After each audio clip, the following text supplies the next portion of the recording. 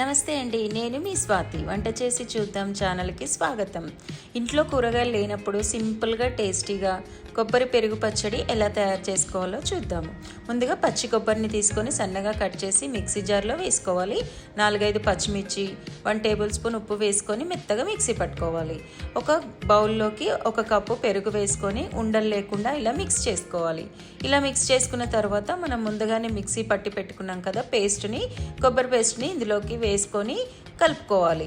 ఇప్పుడు మనం స్టవ్ మీద ప్యాన్ పెట్టేసి 2 టేబుల్ స్పూన్ ఆయిల్ వేసుకొని 1/2 టీ స్పూన్ ఆవాలు, 1/2 టీ స్పూన్ జీలకర్ర, 2-3 ఎండుమిర్చి, కొంచెం కరివేపాకు, 1/2 టీ స్పూన్ పసుపు, 4-5 వెల్లుల్లి రెమ్మల్ని కచ్చపచ్చగా దంచుకొని వేసుకోవాలి.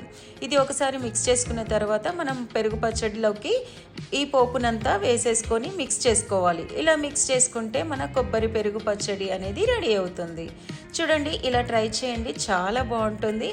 పిల్లలు పెద్దవాళ్ళు కూడా ఎంతో ఇష్టంతో తీసుకుంటారు. ఇలా ట్రై చేసి చూసి మీ కామెంట్స్ని మాతో షేర్ చేసుకోవడం మర్చిపోవద్దు. ఇలాంటి మంచి రెసిపీస్ కోసము వంట చేసి చూద్దాం ఛానల్ని సబ్స్క్రైబ్ చేసుకోండి. Thank you for watching.